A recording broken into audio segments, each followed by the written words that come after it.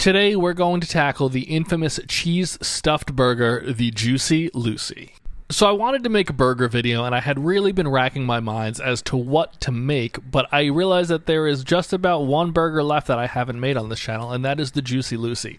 So we're going to give it a go. It is cheese stuffed. We're starting with just regular ground beef here. It's 80-20.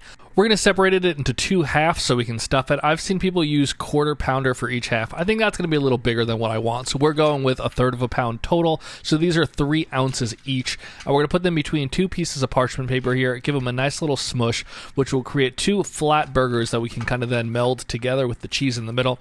If the first one comes out a little wonky, just fix it around the sides. Then you can kind of just guide it back to the shape you want it. You don't want them too thin that the cheese is going to pop out, but just repeat that process and you should have 2 nice, fairly even round burgers.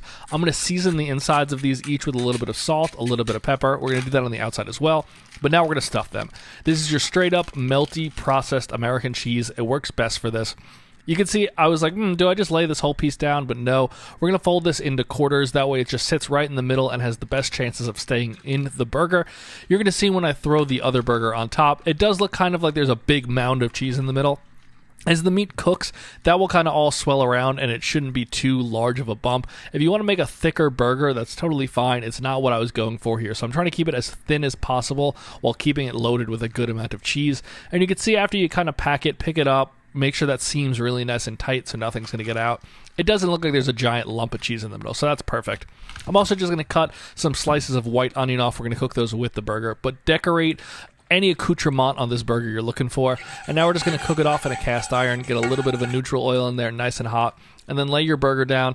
Doesn't really matter what side you do, but I like to do the flatter side first. I wish it was a little bit hotter, but you can see it starts to sizzle fairly quickly.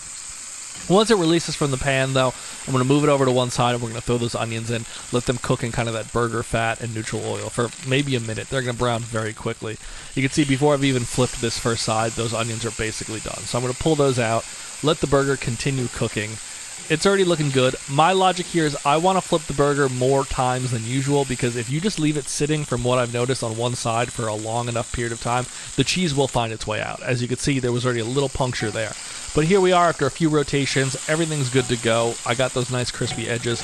A little cheese leaked out, but now we're going to place this burger off to the side and let it rest while we assemble the burger. I wish I had a slightly larger bun, but here right after Christmas, supplies were a little limited. So this is just a Martin's potato roll. I'm also going to use a piece of lettuce. Normally I don't put giant chunks of lettuce on my burger, but this will help keep some of that sauce that leaks out of the burger and cheese right on the bottom of that bun. So it's really there just as a catch-all. We're going to throw the onions on top of that. Then we're going to hit the top of this burger bun with a little bit of, this is all Mike's products, by the way. I love theirs, but the mayo and the mustard, they don't sponsor me, but I think they should. Everyone should agree with that, right?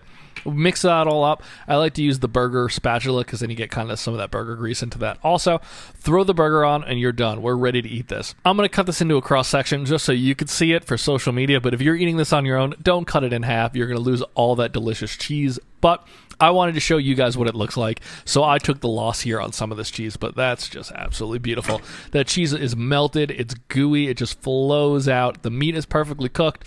Everything looks fantastic, but there's only one thing that matters, and it's how does it taste? You can see that first pocket of meat has already fully emptied out. That's why you don't cut it open, but look at that. It's just messy, it's delicious. It's everything you want in a cheese-stuffed burger.